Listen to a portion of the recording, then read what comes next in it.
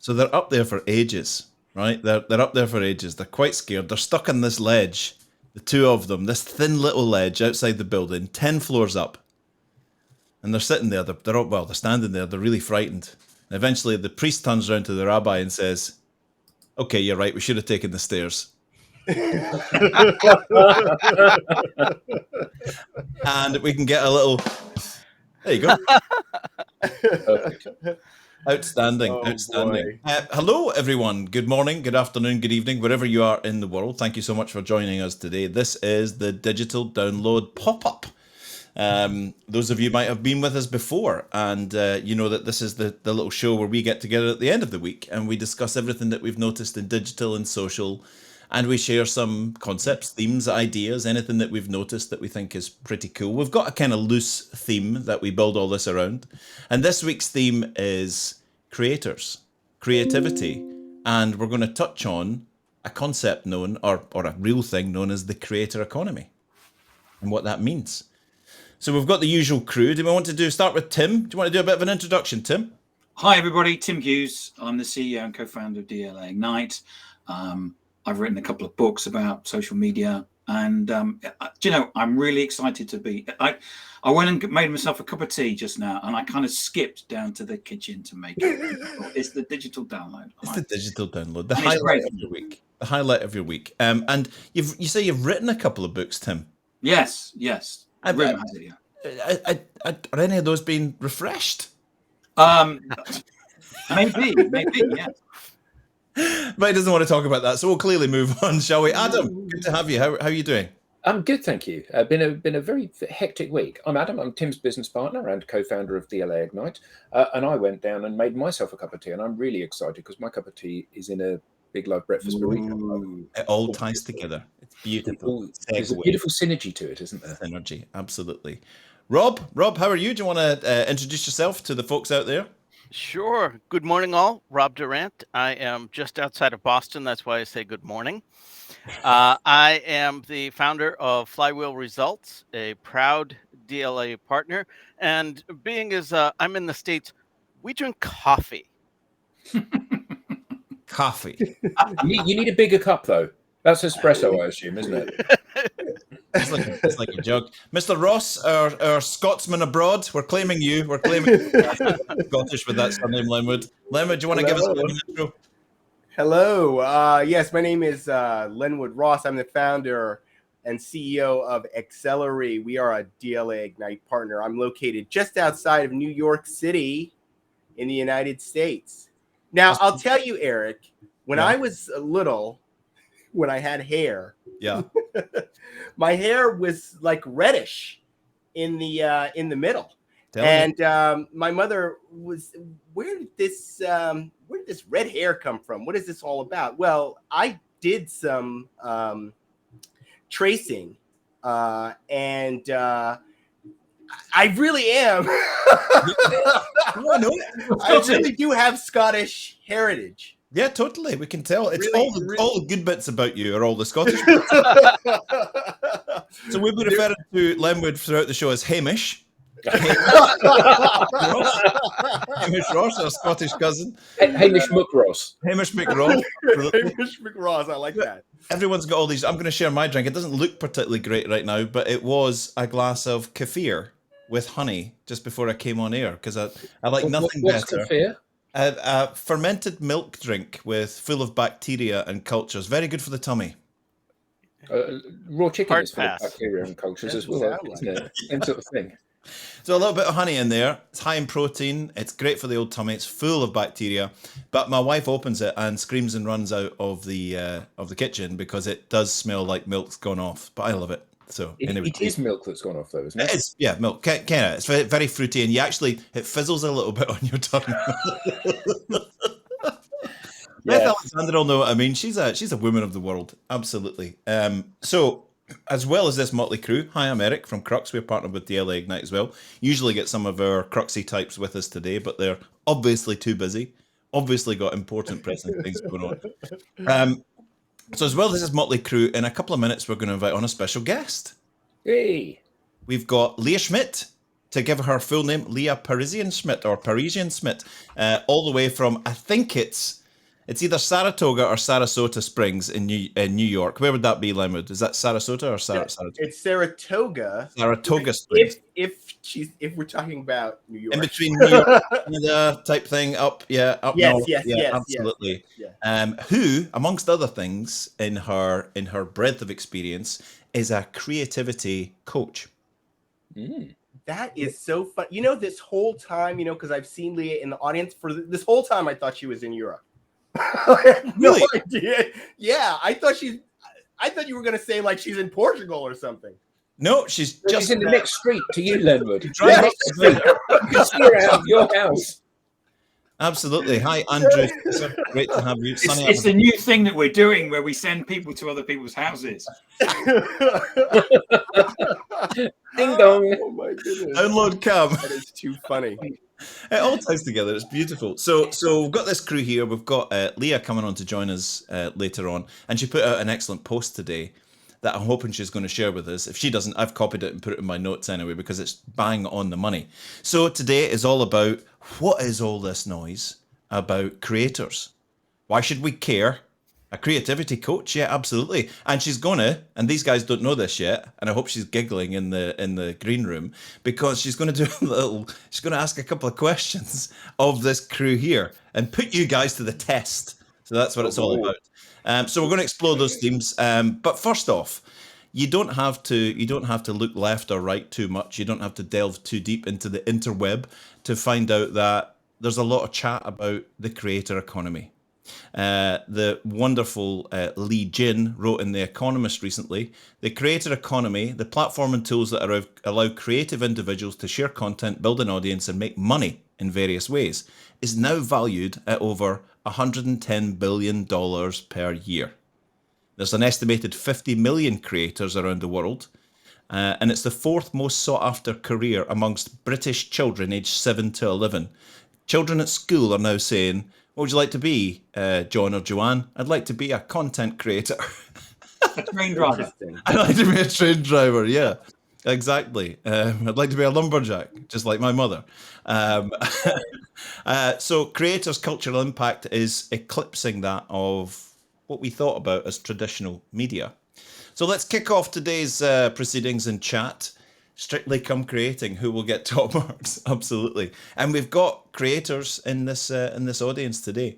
Drop a question in. If you've got a question about creator economy, creativity, what is a creator, how you create digitally and how it helps you in your business, drop those comments in and we will pull them up. But first, let's get going. Tim, what is your understanding of, Legion's just given us a great sort of opening from The Economist. What's your understanding and take on the whole creator economy and how it's affecting businesses today? It's a great question. I think there's two elements to it. One is that the term influencer is now so overused and has been, it's kind of more of a derogatory term. And so what's happened is that the influencers have become creators. So, or sometimes they use the term producer. So Kim Kardashian is now a creator rather than influencer. There's a program here in the UK called Love Island, which is where the people on there are all on Instagram, and they're deemed as being influencers, but they're also deemed as being creators because they're creating content. And I think that the second point is that everybody's now on social media platforms. 60% of the world's population, everybody who's got access to the internet in the first world and quite often the second and third world as well, have access to the internet, have access to social media. And what they're doing is that they're going on there and creating content. So platforms like LinkedIn, TikTok, Instagram, Facebook, what they need is content for people to consume. So what they're doing is that they're actually paying people now to create content, and there's actually a bit of a war going on between the different platforms to actually pay people more. Yeah. And there's actually bidding wars going on between LinkedIn and Twitter and TikTok and that for certain people we'll pay you this, we'll pay you more than that. So there's this arms race going on in terms of the different platforms getting creators to create stuff, and different platforms want creators in different forms, and I guess we're going to talk about that. But that's how I see the creator economy, and that's what creators are doing in the world today. So you could say that they were creating something. Creating something. Let's go to Rob. What's your take on all of this creator economy and creators and content and all of that? To me, the creator economy seems like it's supposed to be a straightforward equation. I create in front of an audience, therefore I get paid. And if it's not that direct, you're not a creator. I'm not a creator then, because nobody is buying my writing or paying me to show up on the digital download. Tim, my check has not shown up. I keep putting it. Yeah. But you got a free chair. Yeah. But I still like to think of myself as creative and therefore a creator, because I'm using the various modes of content to connect with people. And I see you as a creator, Rob. Well, I appreciate that, but if that definition is you create for direct revenue, I'm not. I'm using it to break out of my natural introverted self and connect with people. And but I read something that you, and I'll read something that you write on social media, and I'll go, I never thought that. Yeah, and that helps start the conversation, and that is that connection things. But that's not a creator, that's a conversationalist. As I've said before, I'm great at the middle of conversations. It's just very difficult for me to start them and end them.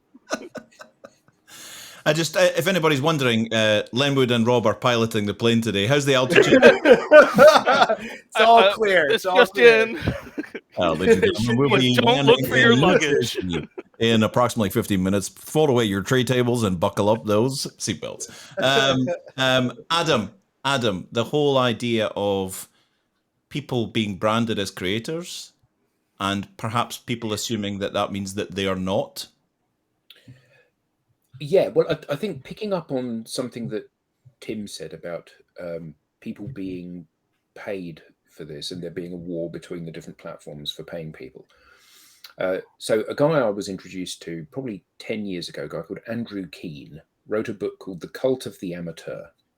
And he said that one of the major problems with social media is that there is no editorial function which is deciding the difference between truth and quality or lie and no quality. And I think that one of the issues that we face is that obviously the social networks are businesses, and what they're doing is they're promoting people because those people get engagement and other people consume their content, not because the content is factually accurate or educational. This is, I think this is a massive issue. You know, part of the reason that we have the challenges facing the world politically and from a society perspective is that there is no arbiter of truth anymore.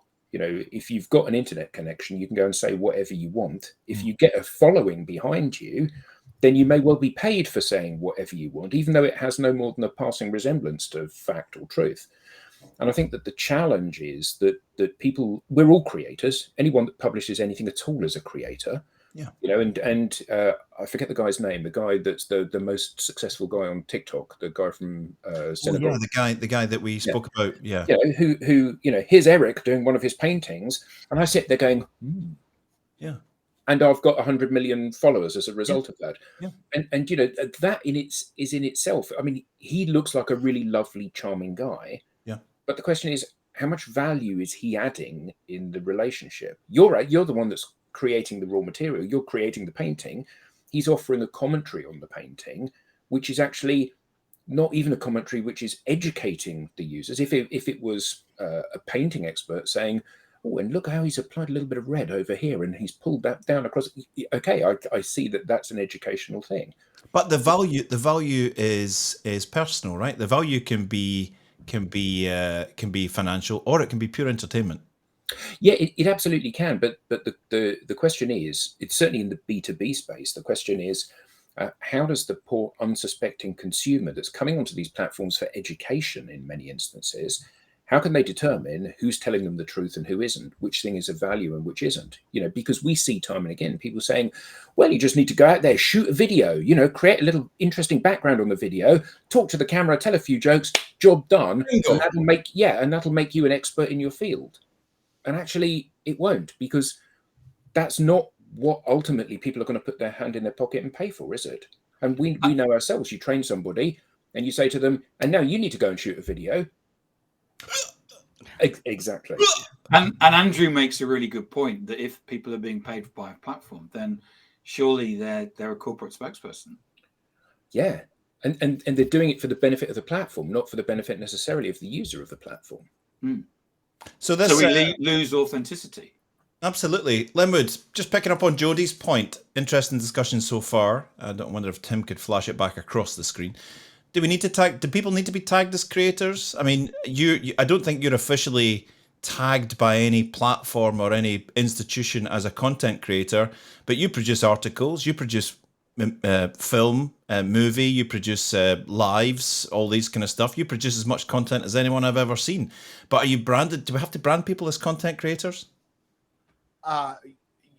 I don't think that's necessary. I mean, it's just a way of describing, I think, a particular phenomena that's occurring right now. That's, happening, on social media, primarily because of social media. And I think it's just another step in the journey, right? So influencers, now they're being called creators. What's happening, though, as a result of the digital technology is just, everything's getting democratized so that anyone, anywhere can put together whatever they're good at or whatever they want to do for entertainment and try to create an audience. And I don't think it necessarily matters whether it's being monetized or not. Right? Meaning that it doesn't matter that whether it does matter in the sense that I think if platforms are paying people to create, that I think could jeopardize the authenticity a bit.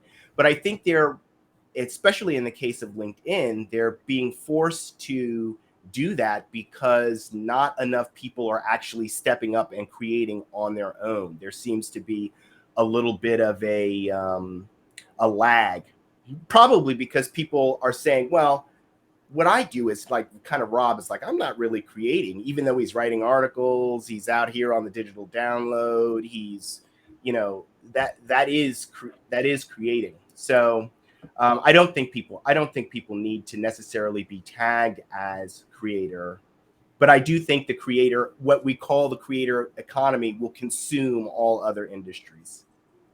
It will become the largest. You heard it here first. Absolutely. On that point, over 830 million people today on LinkedIn, 310 million monthly active users. Only 3 million share content on a weekly basis. Think about that number. 830 million total users, 310 million monthly active users. Only 3 million share content on a weekly basis, under 1% of monthly users. Why is that? Fear. Exact word I was going to say. Fear. Fear. Yeah, I think there's a big reason why this professional, what's considered to be the professional or business networking platform, lags far behind the other platforms in terms of the number of people who are creating, right? Because there's this idea that, what I'm doing is not creating in that kind of it's really a very narrow sense of creating. But here on this networking platform, right, when you're writing an article and you're sharing your perspective on a particular topic, that is that is creating. It's not, you know, I mean, it's not making a video. I mean, taking it to a different, you know, just because it's text doesn't mean it's not creating, right? I think people get kind of hung up on on what creating is, and that definition. That's probably what, say again? Shakespeare was a creator. Shakespeare was a creator, absolutely. John Grisham, is he a creator? Yeah, probably. On that subject of what creativity is and how we deploy, employ, and execute this in our business lives, why don't we bring on our special guest, creativity coach, Leah Schmidt. Hey, hello, how are you doing? Hi, Leah. Good morning. Hey, Jens, how's it going? Very well indeed. Did you catch any of the previous chat about what we were talking about? Did you want to punch through the screen and say, let me on, I want to answer those questions? No, I was waiting patiently in the wings. You put out a post today, which I thought was lovely, about the conversation you had. Was it your son? Yes, my 6-year-old son, Nico. Do you want to tell us what question you asked, or what conversation you had with Nico? Because it was pretty good, I thought. Yeah, absolutely. So we watch Lego Masters, Minecraft. So I try to get involved and engaged in his interests. And then I thought, ooh, I have to be on the DD tomorrow. Let me ask a 6-year-old what he thinks creativity is. And I didn't really expect much, truth be told. And he said, creativity is dreaming in the daylight. It's how our mind thinks. Ooh. And I was like, damn, Shakespeare. And ironically enough, he's born on the Bard's birthday. So I was like, maybe a little bit of channeling it on there. Yeah, absolutely. Yeah, dreaming in the daylight. That's fantastic, isn't it? Yeah, very powerful. Fantastic. So we'll get to the point that you're a creativity coach just in a second, but that stat that I just put to Lenwood and the team, 830 million total users on LinkedIn, 310 million monthly active users, only 3 million people sharing content per week, 1% of monthly users.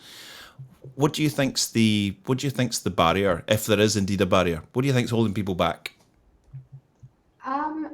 Part of it is the platform wasn't originally intended to be social, or perhaps it was, but it was covered in the UI and sort of like the business veneer. So I think it's relatively, like, you've noticed changes in UI. They experimented with stories. They tried to signal to users like, hey, we're like the Insta, the Facebook, but we're a more niche community for business. So I think it's sort of going through its own transformation, and I don't think many people have realized that. There's also a tendency to be voyeuristic. Think about the days of AOL. You weren't always chatting in the chat room, but you were gawking at the conversations happening in there. So there's the fear component, there's the voyeuristic component, and then there's the, well, I have nothing unique to offer, which is I have nothing to say. And that's really, like, I think the core, the self-rejection of like, I am not worthy to get my ideas out there. I'm scared of being judged. So when you help people with that whole process of understanding. When we had our little prep chat, we were talking about the fact that we sometimes we'll come across a chief financial officer and who's been locked in pivot tables and spreadsheets and profit and loss his or her entire life. And suddenly we're asking them now to represent themselves and to be there in a humanistic way on social media, which involves creating content. And many times they'll say, but I just want to do a spreadsheet, just want to do a pivot table. That's where my safety zone is. So how do you help people go from the pivot table to being creative on digital and social? Yeah, psychology, I'm sort of like a cross between a psychologist and a priest. Do with that what you will, right? And I think it's really getting people to let go of that, oh, I need to produce something. It's more like, let's reconnect. Let's understand who you were, who you are, how you've changed. And then I sort of like inch them into being creative by taking a back door of like, well, what did you like? Did you always want to be a CFO? Like, tell me about yourself, and having real human conversations. And then they have an aha moment themselves. And I'm like, great, tie this to your spreadsheets and make like a narrative. But it's sort of, people they borrow hides, right? And then they forget what animal, creature they were. So it's like removing the hide and revealing sort of the truth. Yeah, I love that. I love that. I'm a CFO. I'm not creative. Well, what do you do in your home time? Well, I'm building a car. I make art. I love making pizza, and I like mountain biking, and I'm writing a book, but I'm not creative. No, Not not at not all. in any way. Not in any way at all. Not in any way at all. So, do you have any particular techniques that you do when you're working with someone? Do you have any particular go-tos that you use to try and take those hides off, as you say? Yeah, I think being an active listener, asking questions, and also the energy you bring, like people just like to talk and confess because I give a non-judgmental vibe, and that is my sort of being. So I work very hard at that, is to not react and maybe put someone off. But I also do encourage people to step out of their zone. I do one exercise where I have people paint and then take a photo using reverse photography, and then do an ink blot test. What are the symbols you see? And then have them react to that, and then go through the symbology and help them tap into that unconscious or semi-conscious. So I try to bring like a hands-on tactile activity too. And it's also a good distraction to get them to open up. So Yeah, totally. Is this for you, and finding this vein in your life of being able to help people with this? Has it always been with you? Has it always been there from teenage years and even further back than that? Is this creative vein kind of been a big part of your life? yes, I was in love with stories. I think humans are wired for stories. And I mean, art saved my life. I can, through the darkest days, it kept me connected to like my core, and it was a compulsion, and it was really helped me throughout my life. Like I encourage, whether that's cooking, dancing, singing, building Legos, like having that thing that keeps you anchored to yourself, because it's easy to get distracted when there's notifications and sort of the minutia of life. So you need that space to be creative. Very much so. Very much so. This is to the team and also to our lovely audience. I see we've got Alistair, Beth, Tara is in there. That's really funny, Tara, because we talk about working with Tara. I keep saying to her, we're going to break those coat hangers out of your corporate suit jacket, and she's having a laugh at me back there. She's because I keep saying, come on, the coat hanger's halfway out of your jacket. We're nearly there. It's still in there though, the corporate sort of coat hangers and stiffness. But she's doing absolutely great. How does on that subject of the CFO, the C-suite technical people, HR people, sales, marketing, how do we convert the kind of work that Leah's doing and other people are doing to help these people become creative? How do we convert that into modern business, and how does it present itself, and how is it done? How do we convert a technical person's creativity, and how do we play that out on social to help the business? There's a question. Isn't the question that comes before that this is a fundamental skill that is required now and moving forward, and some people are able to and some people aren't able to, even if they want to. Like some people can have relationships and a good working environment with the people around them, and some people can't. And some of those people have to say, okay, well, this environment is not the right place for me. And I think that yeah, absolutely, you can everybody has the power to engage the people that are closest to them. So if you've got a network of 100 people or 100,000 people, some of those people will love you, and you're probably the person to unlock those people for the business and for your own development in terms of helping to the business to flourish and everything. And people often need help to move from where they are, I'm not a creator, I can't do this, to a place that they can. But some people can't. All the people that we've coached, there are an element of them that can't cook, won't cook. They either are not interested, I've been selling this way for 35 years, you can't help me, or they desperately want to do it and they simply can't. They cannot unlock that part of themselves. Well, I would like to push back on that just a little bit, just as it relates to the difference between being a creator and developing a set of skills for social media. So you can have people who are creators but they're not necessarily doing it on social media. So just as an example, there are people who are in organizations who are subject matter experts who could create in the context of creating programming for within their organization. And they'd be totally comfortable being a creator in that context. And that would make them a creator. They would just not be operating in this context, which I think what you're talking about, Adam, I absolutely agree with you that there is a certain kind of person who is able to be a creator on social media for certain purposes, and if we're talking about B2B, it's certainly more than 1% of the LinkedIn population, right? It's probably somewhere closer to 20%. So I just want to make that just one distinction, that you could be a creator and not necessarily be on social media creating. Yeah, totally. Leah, how can if business owners out there, business leaders out there, how can they harness the creativity of their team? What's some of the mechanisms that they can do?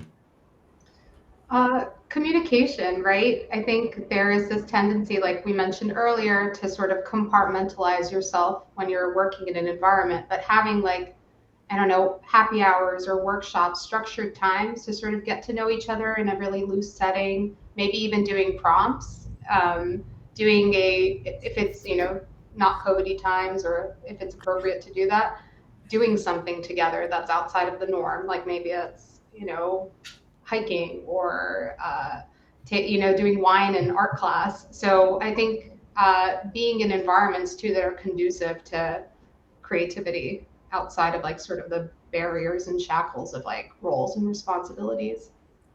Very good. So actually driving it into the organization rather than just seeing if it unfolds, trying to drive it. What you find fun? Jeez, the barriers and shackles. Right? Shackles, yeah, exactly. But that's what it is. I mean, I think we're talking about something without really getting really onto it, which is that there is something about corporate America, certainly for the last 40, 50, 60, 70 years, that has snuffed the creativity out of people, that they're losing something in corporate America. And part of the process of tapping into these creatives is getting them to get back in touch with that part of who they are, the part that is fundamental to their humanity. Imagine, everyone has imagination, right? Everyone has that. You're saying we're snuffing it out. Does that mean it was there and important, and now we're getting rid of it?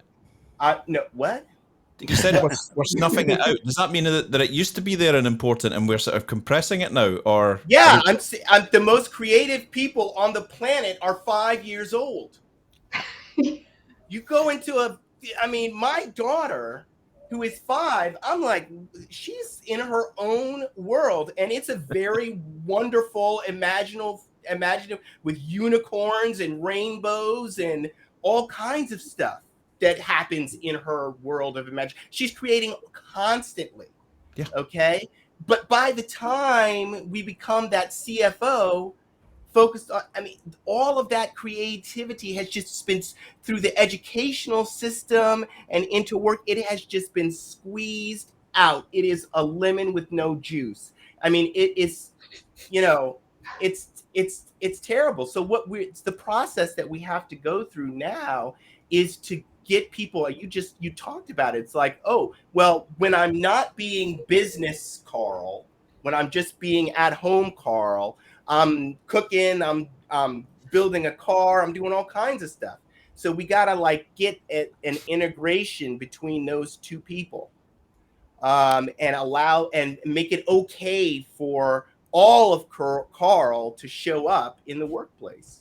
But is it not just that your education, your formative years, your early work career snuffs that out? Is it not that society snuffs that out? You live in New York, walk into Manhattan, look at those monstrous buildings, look at the subway system, look at the Statue of Liberty, look at the infrastructure that's put in place. Somebody had to dream that and make that happen. That was creativity. And, you know, and I say Manhattan because you said about corporate America, but it's the same over here. You know, you walk around and we are living with the benefits of what was done 100 years ago to the nation. Mm-hmm. And we're not doing that stuff now. Yeah, you know, we've got Google and stuff like that, which is great. And we've got Zoom, which is great. But those are little tweaks to, you know, the last great invention that took a visionary was the internet, wasn't it? So it's like everything is conspiring against people being that creator, isn't it? Conformity and social norms are the antithesis of creativity, is what I'm hearing. Yeah. And it's the title of his next book, ladies and gentlemen. Yeah, I mean, I guess I you know, because when Adam was talking, I was thinking about New York, which is one of the most diverse cities in the world, and I think, well, yeah, for some people, all of this has all of the conformity, the whole way of operating and working, right? It has kind of snuffed it out, but then there's all these other people that have rejected that. Right, and they're walking around with different colored hair and all kinds of stuff, right? And so I guess we need to be more like those folks. Totally. Yeah. And when we hear Julia Golden from the CMO and strategist partner at Lego Group, and Susan Kunkel, one of the CMO at Deloitte, talking about the fact that creativity is now a workplace norm. We need those skills. And if you're in supply chain, if you're in HR, if you're in health and safety, it doesn't matter. You need to have skills, and we need to be putting those skills to work to leverage from that agency that those skills give us. Do we now think we're moving into a world where, hi, I'm John or Joanne, I'd like to apply for the job as accountant. Right, okay, you've clearly got an accountancy degree and you've got some experience. How creative are you? Well, I think that's the point. You know, people say these headlines, creativity is now the workplace norm and we need to be embracing creativity. Go into a top 100 company and say, I've got a really creative idea. What we're going to do is we're all going to sit around and meditate between 9 and 9:30. Beat that out of you, Adam. Absolutely. As we both found out, didn't we, Tim? You know, it's like you have an idea and you go, this is what we need to do. And people look at you like you have just shaved your head. Yeah. Well, it's a change, right? It's the vast majority have not adjusted. They haven't adapted to this new reality that is, sweeping the world, which is that we've all got to get more creative. We've all got to get more collaborative because technology is making a lot of the routine and rote things that people used to get paid lots of money to do irrelevant. And so what is relevant is, what can you bring? What different perspective can you bring to help us to solve problems in a way that is different than what our competitors are doing? So that's what's driving the need for more creatives. We just need fresh perspective. But back to that accountant example. You're not sitting in an interview as a potential accountant and being asked, what can you bring to and all of that? Can you count? Can you account? I mean, it's about the role and executing on those tasks. And I think of my own day. There are tasks that I need to accomplish, and then there are times when I want to create. And I will, especially in the afternoon when I'm pretty run down by that time, I am not in a space where I can come up with an article or anything creative. I just go to my inbox and hit refresh until the next thing comes in and tells me what I can execute on. Because I don't want to have to come up with that. Coming up with something new and different is hard, and it's unstructured, and we're not accustomed to that. We're really accustomed to being told what to do and executing on that. And that, especially going back to that accountant example, we're not asking them to help us break down these new barriers. We're asking them to account. Yeah, I will push back on that a little bit by saying that there are solutions that are needed even in the area of finance that accountant, if they are creative, may be able to help with. And so the issue is not are you necessarily like a creative with numbers, because we don't necessarily want you to be creative with the numbers. but are you willing to think differently so that when we come together as in a group, right? This is not you being creative alone and having to solve the world's problems. It's you being creative and being able to collaborate with another group of people, or a group of people, maybe 10 people, or let's say 10 people with different perspectives, and you're willing to not just sit there and twiddle your thumbs, but contribute. Leah, and so that's you where jump in at any point here if you want to. Oh, yeah, sorry. Throw an elbow, because we're not going to run away. Yeah, these guys. Linwood's known he's not allowed to have that third espresso before he comes on here. He's had four. I was going to ask you about Leah, about Alistair's point. Once you get to the point where you run out of F's to give, you can start being creative. Remove the boundaries and individuality is created. Do we need to get that point to that point where we have no F's to give anymore? Or actually, can we be a little bit more balanced about this? Just a question. Yeah, I definitely went through that myself. I went to the I don't give any F's to sort of coming to a place of balance, right? It's more like I am not going to be personally impacted by what people think of me, and I will take what they say and grow from it, but it's not going to be like, I don't care, come, So I think it's important to, not let it impact you and hurt you and shame you and close you off, but also be willing to take it in and grow from it if it's constructive. So very good, very good. And I really like what Rob said about just sometimes your reservoir is empty, right? You just don't have it. You have the desire, but you have the will and you can't do it. I'm a big believer in structured creativity. I call it the ABCs. It's not my original concept, but for me, my A game is in the morning. It's 5 to 9 a.m., right? And then B, I'll do editing or like some less mentally taxing activity. And then C is like tasks, things that don't require half a brain, one eye open. So if you take that approach and are diligent and then put some exercise in the middle of your day, you're going to be a lot more productive and creative and inspired. And, everything from how you eat to what you drink to how you sleep really impacts that production cycle. Very much so. Have you got any questions, Leah, for these guys, or anything you could put to them, or? Yeah, I do. Where do you find your creativity? I'm going to go around the room, but we can start with Eric. Like, how do you tap into that creativity yourself, and how do you then translate that knowledge to somebody else? Like, what advice have you received? I know that's a lot, but have you received? No, it's a good one. I think for me it was quite easy because I was accused recently of being a suit, not a creator. I was accused of being a suit who's trying to be creative, and therefore I'm not creative. And actually, when I think about my life, I've always been an entertainer from when I was a kid. I loved putting on shows and comedy shows and dancing. I love painting. I love making music. I used to play the trombone.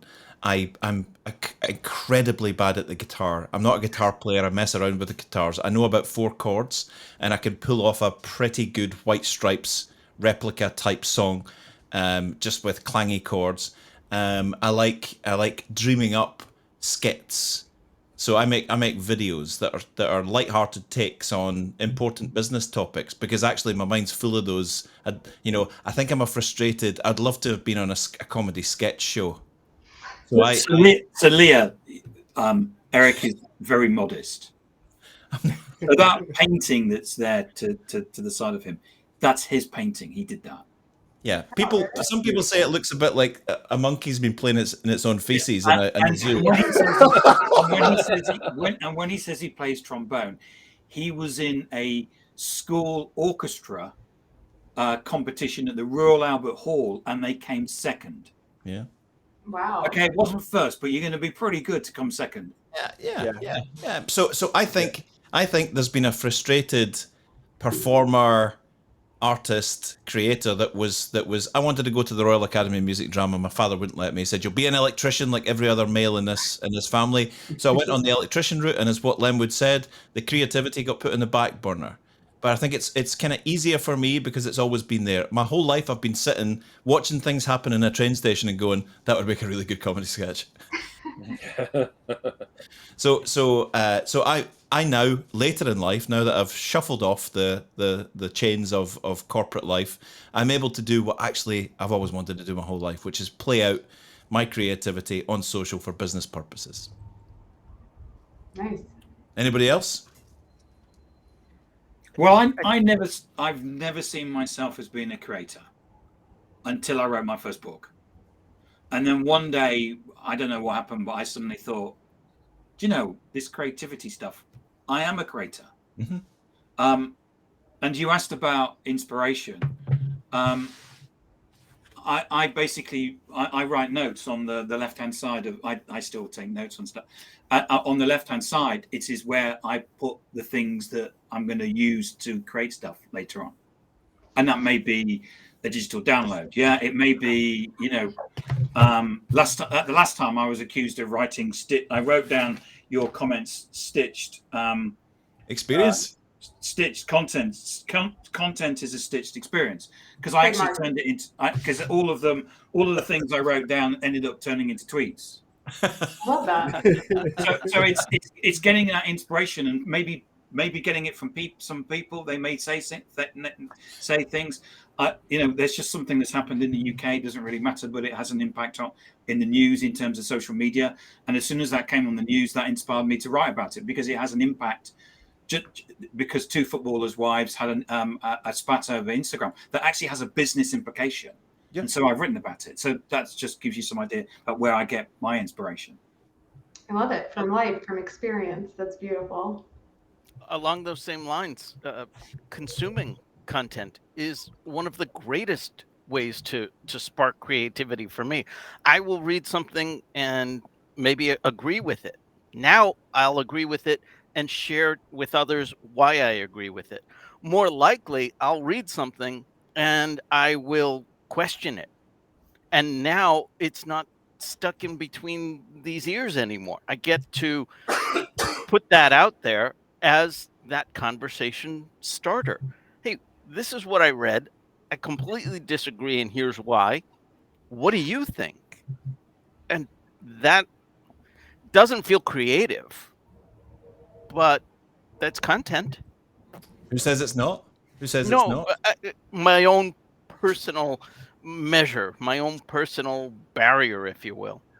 See, I love these debates that we have.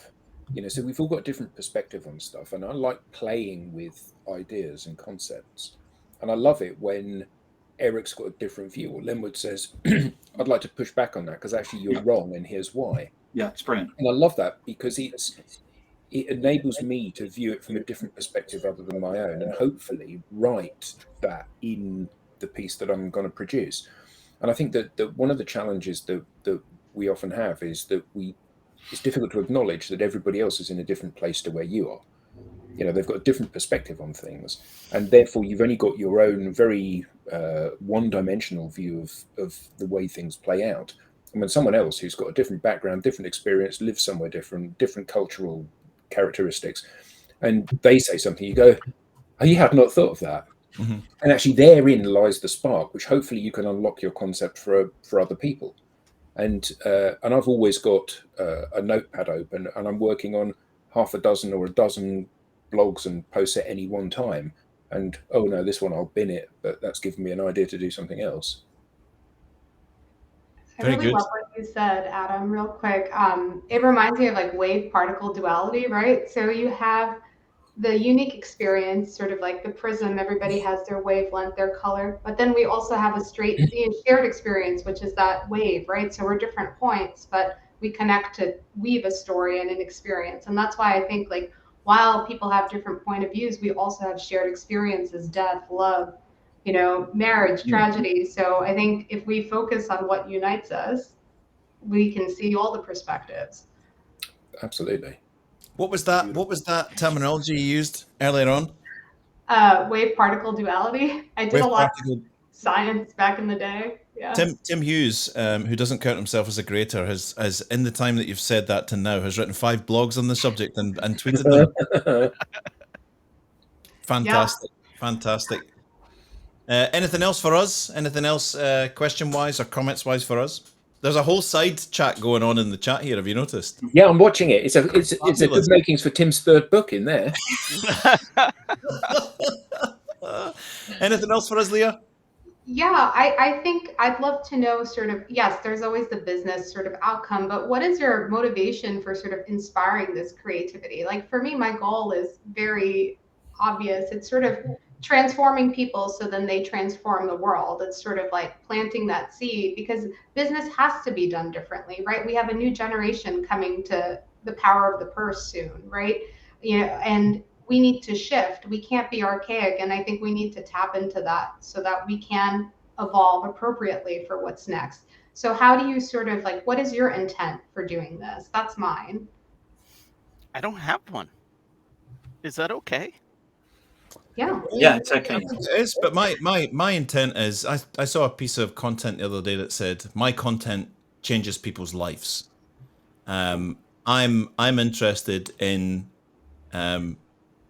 getting our clients to use their content to change their own lives and their own target audience's lives. I'm not interested. I don't put the focus on anything that I'm doing is going to change anyone's life. I want other people to look over and go, what is that guy Doyle doing? I'm going to give that a go. I'm going to give that a try. I'm going to give that a try. If he can do it, I can do it. Anyone here that's listening, anyone out there can do what I do. And I'm hoping that by working in a certain way, clearly we train clients in a method and a framework and a process, but I'm hoping that by the very nature of the fact that there's some people that come here week after week, that there's some people thinking, well, if he can do it, I can do it. Yeah, that's what I want. Great. Yeah, some of that. There you go. There's some of it for free. Yeah. Sorry. Carry on, Leonard. I think that the world is actually suffering because there are too few people engaging in life. That they're just the people who are actually running things are, I mean, I hate to say it, I think they're like the worst of us. I'm like, because the hold on. The people running things. I mean, you know what I mean? I just look at our country, right? And we have, you know, I don't want to go too far off on a tangent here, but, you know, we have this Senate where we have, 80-year-olds who are stopping the progress from going forward. And in part, it's because there are so many people who don't believe that what they do will have any impact. And so they're not engaged at all. And so what remains is what leads. And that is my motivator, is to help people to see that they can make a difference. And if they're willing to, and get in touch with who they are, their humanity, and today, more than ever, they can create a movement for themselves using social media, to change the world. So that's what's motivating me. When Tim and I started the business, we said we want to change the world. We think that the purpose of our position as a business and as individuals is to encourage people to be able to recognize that, exactly further to your point, Leonard, that they have got a voice, they have got a role to play, and that they can do it. Further to your point, then, Eric, that, if you can do it, I can do it. Actually, that's what we want to see. You know, if you see somebody that's incredibly beautiful and incredibly articulate and incredibly rich and incredibly intelligent making a success of it, that doesn't help you. If you see normal people like us using these tools through, you know, none of us would claim to be Shakespearean authors or Prince in terms of our musical ability, but all of us are able to go and have a voice on these platforms. And if we can encourage other people to do that as well, then they can take control of their own journey through life. And that's a crucial thing for people to be able to do, I think. Leah, we're going to give you the closing word because we're coming into the closing few minutes. And Beth Alexander has put a comment up there that I think's just struck us all dumb. Can you put that one back up? The death of creativity is the death of humanity. Now, that's a thumper. That's a mic dropper. For people out there who are sitting thinking, so I understand, I read about this creator economy. I work in a sort of regular job, but they're asking me to be more creative and I don't know what to do. What's the message out there to people who don't believe that they've got a creative streak and now realize that developing a creative streak would help their professional lives? What's your message to those that are sitting on the fence going, January, I'll start March. I'll definitely start in March. What's your message to those people that are struggling with this? Sure. I think know thyself, right? That is number one. And go to the past. You were a child once, you were creative, right? You had ideas, you had an imagination, and it's there. You just have to, you know, you're in an attic shining a flashlight. You need to find those sparks, right? So I think it starts with self-discovery. It starts with revisiting what you're passionate about, past and present. I like to think about, you know, my history, my legacy, like jewelry, science, right? And then I try to think about metaphors of how I can tie that to business and people. So it's like taking what's unique to you, your passions, and then infusing that in your work, right? So maybe like, for example, supply chain or blockchain, right? I would love to see something with the gold commodity chain, something I learned about in college, right? Applications. So taking this niche knowledge you have and then envisioning it in the world in different industries. And then it's going to be pretty hard not to be creative when you challenge yourself. How can I see accounting through a astronomy lens or through an astrology lens or through an oceanographer's lens? And then it's fun. It's a practice. It's an exercise. Outstanding. And lastly, is there a good resource that you've come across that's helped you? Is there a good book or a good video that someone could tune into that is your kind of go-to? So many. So many. I could put a comment with everything, but yeah. And I don't limit my sources, right? Like some of the things I read will be like classic lit, and then it may be a coach, a life coach. And then sometimes like one of the most insightful people I've ever read was like Henry Nouwen, if I'm pronouncing it correctly, who was a Catholic priest. And he wrote a phenomenal text of learning discernment and how to get in touch with yourself. And whether you're religious or not, it's just a great resource for prompting that, inner voice that's kind of silenced in the din of negativity. So, yeah. I have a list. What if I do it and no one likes it? Yeah.